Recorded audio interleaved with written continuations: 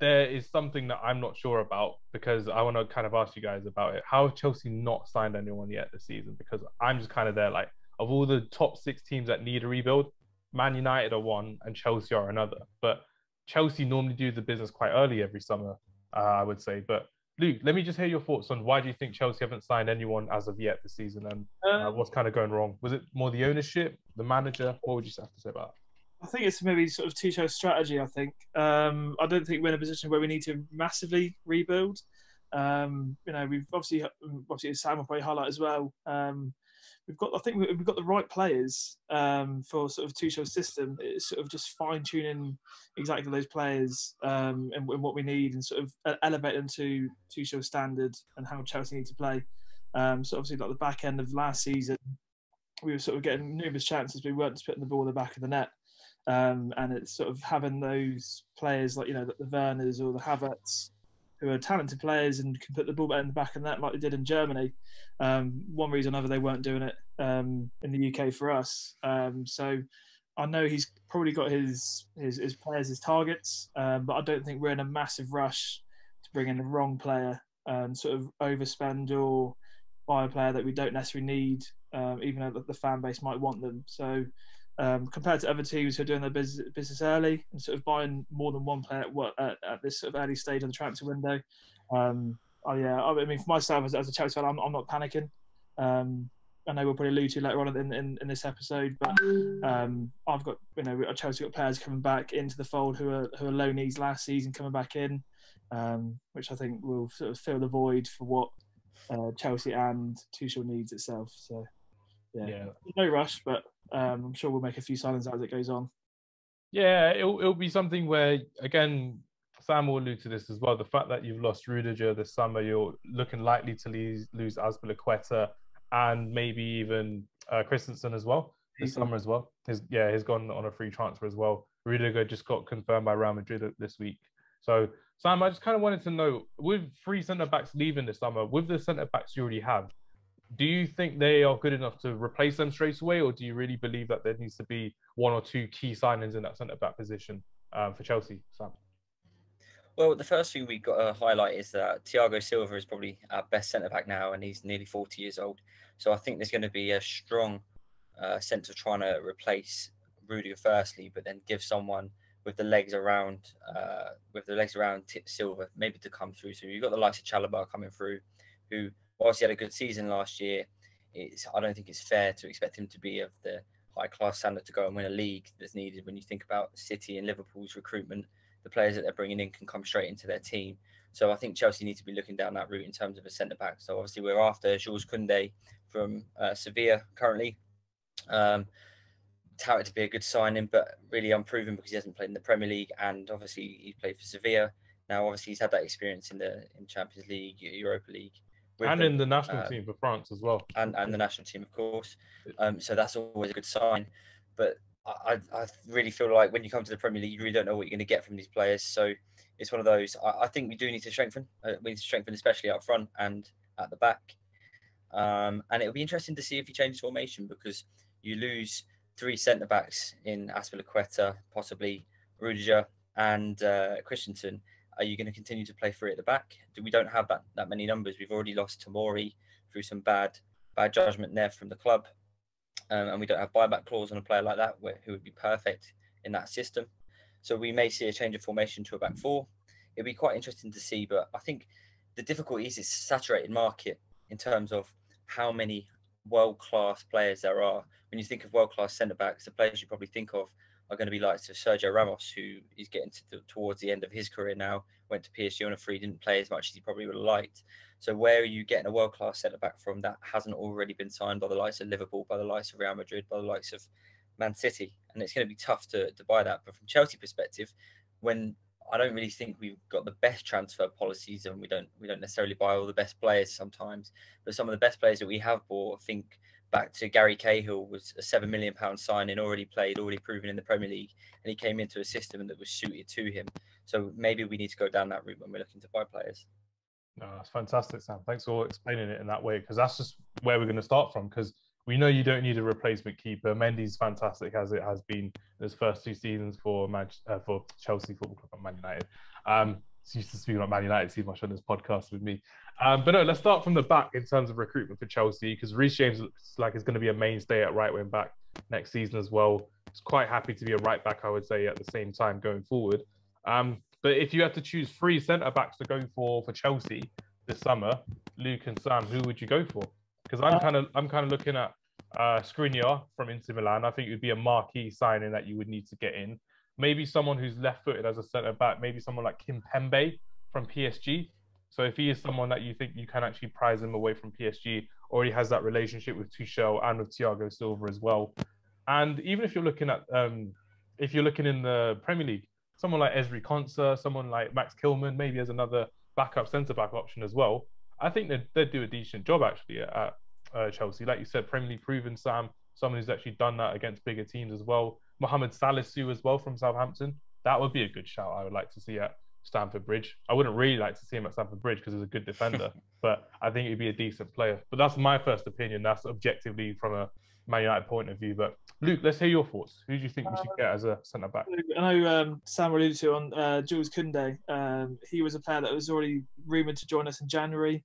We had a couple of bids rejected in January for him, so I think he'll be one player that I would like to see Chelsea bring in. I know from a virtual perspective, he's with the game Football Manager. He's one of those players that came through the game quite early on, so he's already been for Football Manager players. A lot of people should know of his name because he comes through and becomes quite good in the game, which is normally a platform for a lot of clubs nowadays that they use in sort of highlighting these players coming through. In terms of who's already at the club, I think we've already got a very good young player in Levi Colwill, who was at Huddersfield last season, helped them get promoted to Premier League. Get into the playoffs. So I'd like to see them using the youth. I know Sam mentioned Tomori's name was a player that was obviously in our system a couple of years back.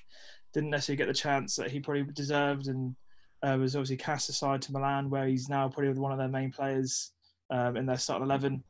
So Colwell will be, say, the second signing if you class it as a signing, and maybe even bringing back the likes of like Ethan Ampadu is another one who came in as a 16-year-old from Exeter City, had numerous loan spells like the majority of Chelsea's team at the minute. He was at Venezia last season, wasn't he? Yeah, he was, obviously a mainstay in Wales' national team as well, getting to the World Cup. So I think sort of balancing out the youth with the experience. Obviously, Thiago Silva's still there for another season. And obviously he's been around for years and will be a sort of a key player and sort of blending these younger players into the standard of what Chelsea should be at the back. So yeah, Koundé, Colwell, and Ampadu would be my 3. If we did have to sort of sign an extra one, Kimpembe would probably be a good shout. Obviously, as you mentioned, Hamza, that relationship with Tuchel already at PSG, a mainstay in the French national team as well, and obviously a left footer, which would benefit the left hand side, and that gap which has been voided from our departures already. So yeah, those 3 or 4. I like that approach because you're going through the academy and you're going through some of the players who have been on loan spells as well, and we don't really get that from a lot of Chelsea fans now in terms of the fact that they want to always buy like they've used to buy previously as well, but actually bringing some of their players through that have done really well on their loan spell. So seeing Ampadu after 4 or 5 loans, it's done really well to get into that. All these big, massive signings and these next world beats that come through, you don't necessarily always need to spend the money to have the best team. Sometimes it's always good to use what you've already got within the club and what's there in front of you. So definitely, good reasons for that as well. Sam, let's hear your thoughts. Anyone that you think should be a replacement for Rudiger, for Azpilicueta, bringing in someone with experience, maybe, Sam? Let's hear your thoughts. Well, firstly, I don't think I'd want to play a back 3 if I was coaching it. I think it's been proven. I mean, obviously, Chelsea won the league with a back 3 under Conte, but how many years ago was that now? 5, 6 seasons? Yeah, and it doesn't transcend into the Premier League very well because it's very defensive formations. So I'd be picking a back 4, and I would probably, big games I'd be playing Thiago Silva. I'd be looking to bring through someone like Chalobah, like Colwell. As Luke's mentioned, obviously Ampadu can play both midfield, both defence as well, so that would help in terms of squad depth.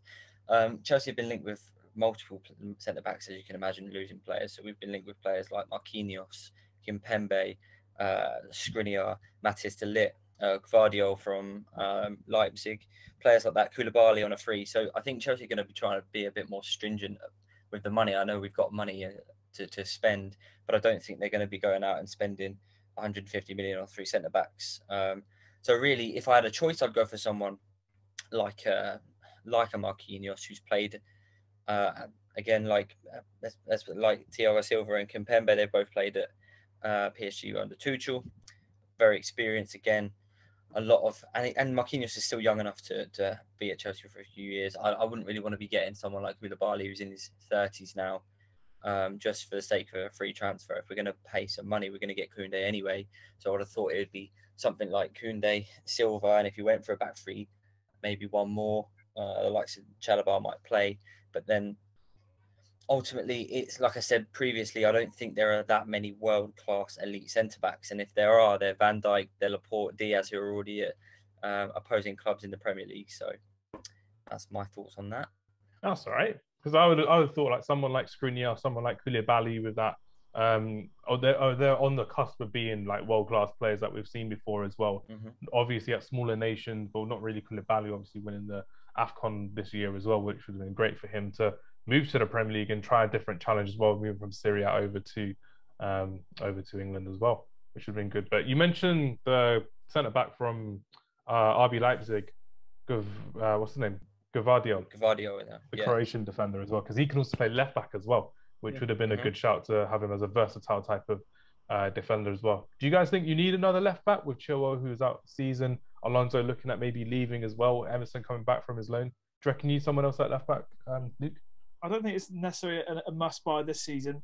For one reason or another, Tuchel actually likes Alonso. I think he plays. I know Chilwell was injured at for the back end of the season, and Alonso had to fill in. But if he does go for a back four, he's quite comfortable in putting Alonso there, because I think Alonso's got to the point now where he's a bit too old to do his wing-back role like he was under Conte, which he was very successful in.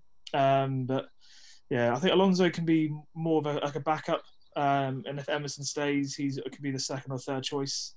Obviously, with Chilwell being our first name on the team sheet on our left back position. So, but I think rumours again have been flying around. I don't know how true it is or anything, but that Luke Thomas from Leicester as well.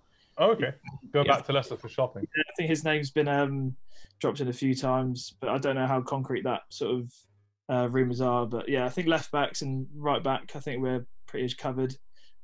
If you mentioned the right and back side, we've got Chalobah who can sort of fill in on that side anyway, and also Aling Sarr who you can fit at left back. Still in the squad as well. So yeah, I think it's more centre backs than full backs for us this summer, I believe. Nicely done. Now we're moving on to the nitty gritty part of the team. This is what I'm kind of looking forward to, because I want to ask you guys the age-old question of, you've had a young player go out on loan this season who's had a fantastic season, got into the England squad. Does he get back into the Chelsea team, Conor Gallagher? What are you thinking, Sam? What do you reckon? Do you reckon he's actually good enough, or do you reckon another loan spell, or maybe time to sell him? What do you think?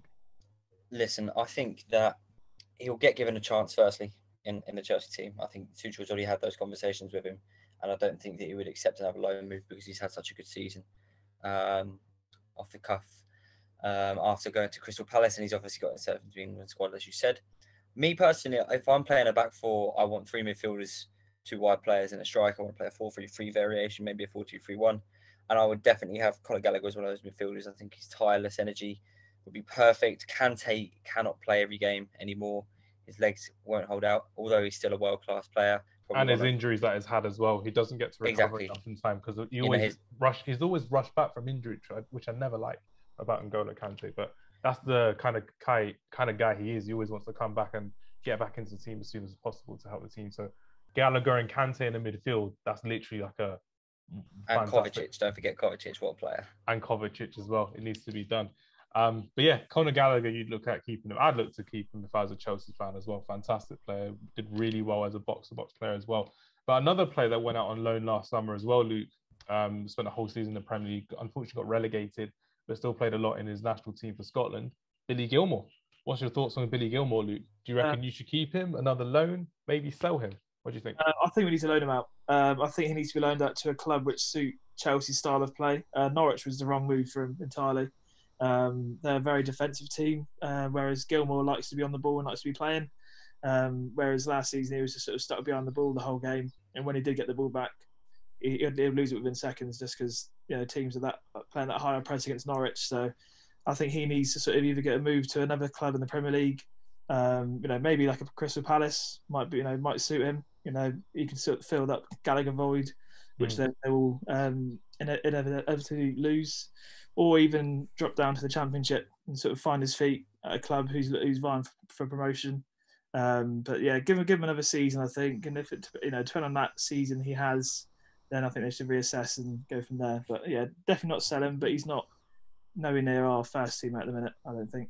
I'd send him to like a Europa League team somewhere in Germany or Austria, Switzerland maybe as well, where they are focused on more technical play as well. I think that would be a really good step for Billy Gilmore's development as well. Maybe not suiting the Chelsea style of play, but suiting his style of play, the way that he likes to keep on the ball, the way they like to keep possession a lot more as well, which would be really good. And if he gets that European experience of playing in big games as well, that would be a very big benefit to Chelsea going forward with Billy Gilmore as well. That's personally my opinion on what I think Billy Gilmore would go well. You see a lot of these younger players now going from the UK into Germany. That success. Loads of younger English players that people might not have heard of have now gone across and performed well, and then got moves back to England. So, as you mentioned, that might be an option for him to go abroad. Like Ampadu, sort of experience that sort of different style of play and different opportunities. So yeah, that could be also an option for him as well.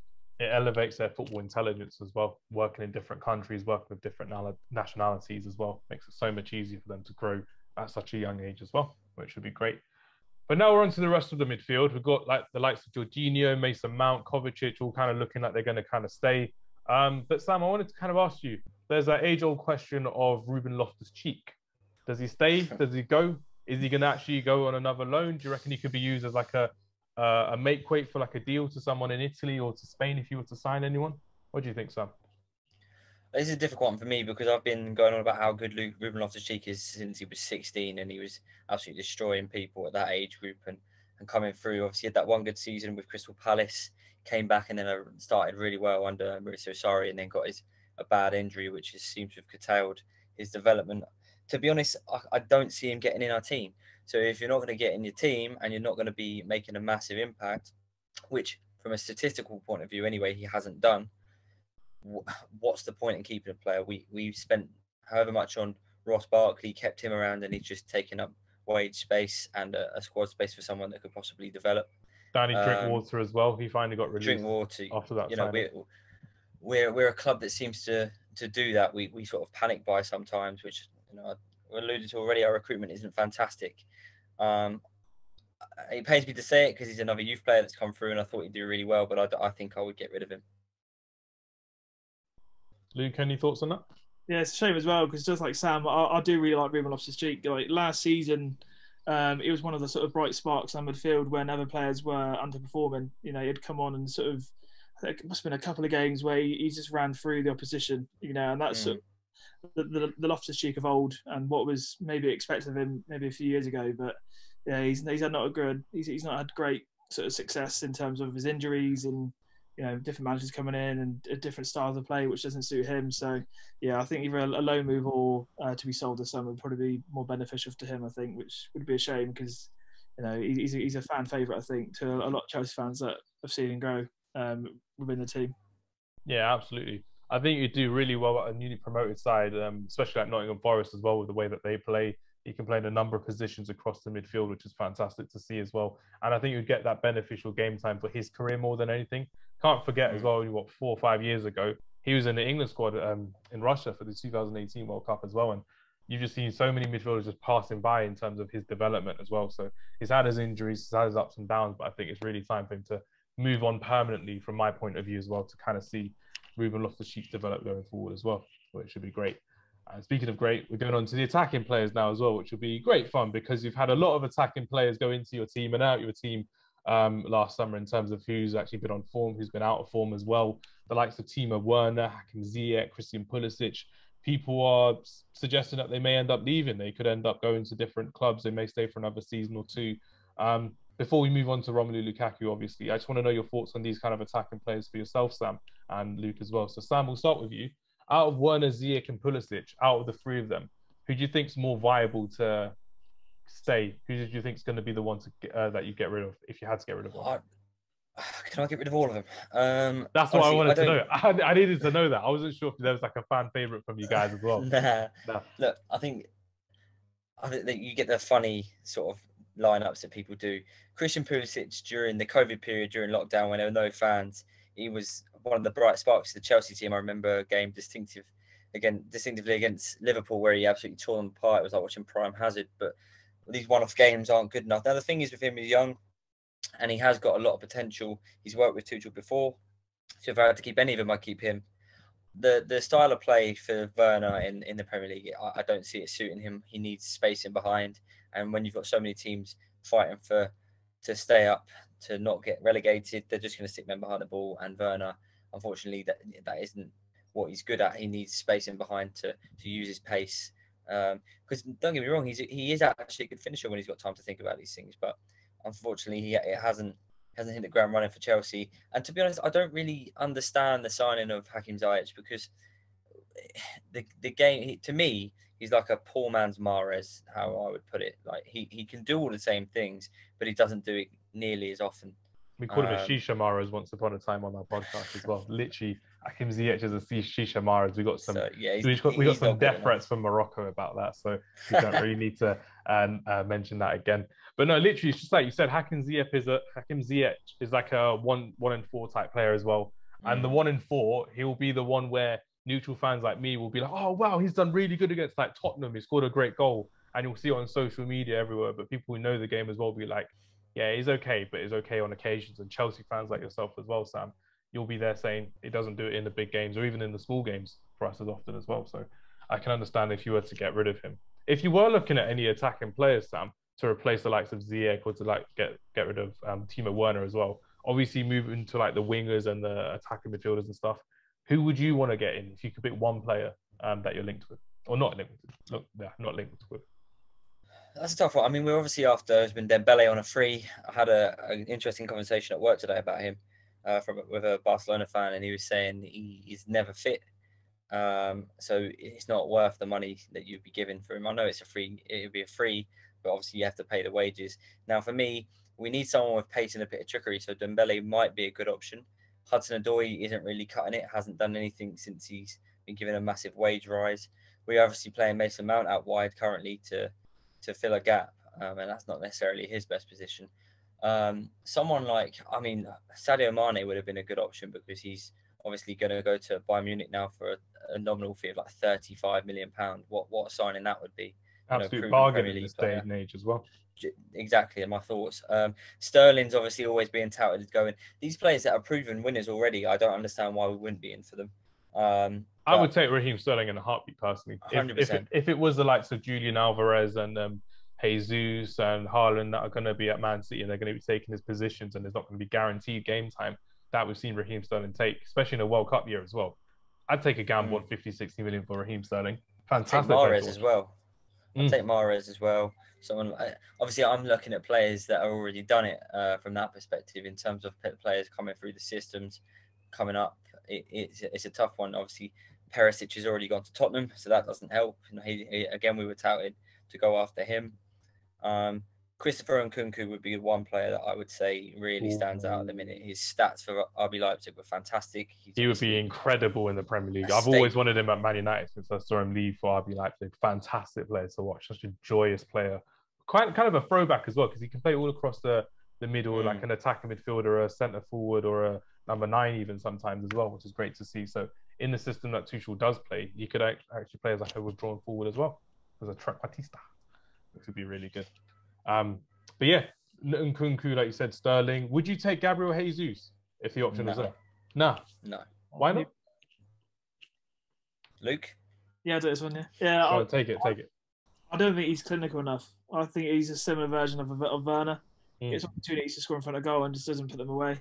Obviously, when Aguero left City and they had that void to fill, he was given numerous chances and he wasn't taking them. So they ended up playing Sterling or Mahrez or De Bruyne in that role. So I think he would just be a similar player to Werner or whoever's been in our front three all season.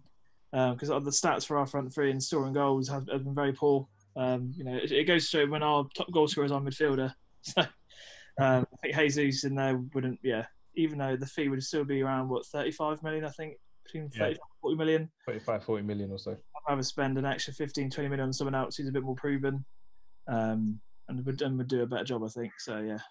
Would you go for someone like Richarlison? Do you reckon he'd be someone that you could go for? Nah. Pedro Neto, maybe. Yeah, it'd be that nasty sort of striker that we've missed. It'd be like Diego Costa sort of esque in terms of bullying players and getting people's heads. But yeah, they're a rare breed now, aren't they, Luke? You barely see them in the Premier League, unfortunately. But yeah, no, if Richarlison has scored 15 to 20 goals in the Premier League, then maybe that would be an option. But he's not scored. I think he's scored maybe less than 10 goals the last season for Everton. It would win you free kicks and get people sent off, maybe, but in terms of goal scorers, I don't think he would. Yeah, I'd rather have Havertz there and trying to get and building the play for someone else to score goals. But definitely. And Havertz was a bright spark for you guys last season. He did settle into English football properly last season. It was good to see a better version of Kai Havertz as well. Hopefully we'll get to see that this coming season as well from a neutral point of view. It's always good to see players playing to their full potential. Unfortunately, someone who hasn't played to his full potential last season was Romelu Dukaku, who I'm a big fan of. I've always kind of liked him. I like the fact that he's a bit different. He does have a bit of a way about him as well. He wasn't one of our better players at Man United, but he did have a really good first season, scoring 25 goals plus for us as well. It's just one of those things that obviously he doesn't want to be at Chelsea Football Club going forward. If you do get a loan spell away for him to go to Inter Milan, it'll be fantastic. It'll be better for the club. The harmony will be there as well. There are talks of Robert Lewandowski. There are talks of keeping Broja again for the season ahead going forward. Luke, let's hear your thoughts. Do you reckon Broja is good enough to replace Romelu Lukaku in that first team? I think Broja will probably be like a Tammy Abraham when Frank Lampard took over. We had that transfer ban. So I think Broja, with the right system and the right players around him, can get you 15 goals at least in the Premier League.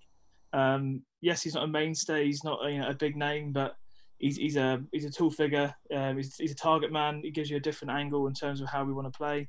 And I think when he played for Southampton last season, he caused a lot of problems with other teams when he was in the game. So I wouldn't mind keeping him. He'd be a different option.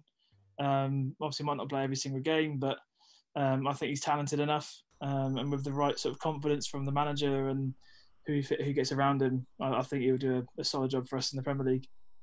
Yeah, I really enjoyed watching him last season as well. He tormented Man United at Old Trafford as well, which was really good to see for a young player. Had that tenacity about him as well going forward, and especially in that Southampton time that kind of veered off to the end of the season into the relegation battle as well. It's good to see him getting a lot of game time and really showing it about him for the season coming ahead as well. Sam, Romelu Lukaku, talk to me. What's your thoughts on him? If we can get any of the money back that we paid for him, we've got to do it. It's not because he's not. It's not because he's not a goal scorer. He's proven he scores goals. He's scored loads of goals for every team that he's gone to except Chelsea. And when he first started for us in the start of the season, he looked slim. He looked up for it. He destroyed Arsenal, and he got injured. And after that, he hasn't done anything really. From my perspective, you need someone that can fit into any kind of style. And he came out and openly said he feels that Chelsea style didn't suit him. But I remember multiple games where the cup final against Liverpool, he had a free header, and he's a striker. He's worth £80 million, and he can't even hit the barn door with banjo. So we can't be keeping players like that. We need players now that are going to win us trophies and compete with the likes of Liverpool and Manchester City, Real Madrid on the global stage, etc. For me, that would be Lewandowski. You've got to get him. He doesn't want to be at Bayern. He's got 1 year left in his contract. We've got to go out and get him, pay whatever we need to pay for, and keep Armando Broja, and get him to learn from the likes of Lewandowski. Broja will play plenty of games, even if he was a backup striker, because we'll be playing 50 odd games anyway. And you got the 5 subs as well for next season. Exactly. But Lukaku, for me, unfortunately, I don't think we have the time to give him to build a team around him, which is essentially what he wants. We've also still got Havertz, as Luke's already alluded to. It's not like Havertz has been terrible for us. He's been a massive part of the success that we have still had, despite the fact that we haven't won the league in so long. But if you were to change your formation, like you said, if it is a change of system for next season, Can you see Kai Havertz playing as your number 9, as the focal striker? Do you reckon that could happen, Sam? If we don't buy anyone, absolutely. We haven't got any other options. We're not going to play. He's not going to play Lukaku ahead of him. At least the one thing with Lukaku, with Havertz, is that he brings other players into the game, which is again what Luke said earlier. You can build off him. Lukaku can't control the ball; it bounces off him. So unless you can either find a way to get Lukaku in the team and motivate it to play for the team, or you buy someone else, then it'll be Havertz. Fantastic. Nice to hear that from you guys as well. Because for me personally, Robert Lewandowski, I do not want him to go to Chelsea because I feel like he'd be the guy that would actually break your striker's curse of all these strikers that you get all the time, and they don't tend to play well. They don't play to their strengths at Chelsea. The Moratas, the Werners, the Fernando Torreses, but having a bagsman like Robert Lewandowski, who should have been that proven Ballon d'Or winner in 2020 when it was cancelled, obviously because of COVID-19, I think he would be a joy to watch in the Premier League. But I do not want to see him at Chelsea from a Man United point of view, but objectively he'd be sick to watch in that team as well. Having the likes of Mount behind him, Havertz behind him as well, playing with that freedom and that creativity in the Premier League, Robert Lewandowski would do it every day of the week. So if Robert Lewandowski was that replacement for Romelu Lukaku, I think it would be great. I think it would be fantastic to see that as well.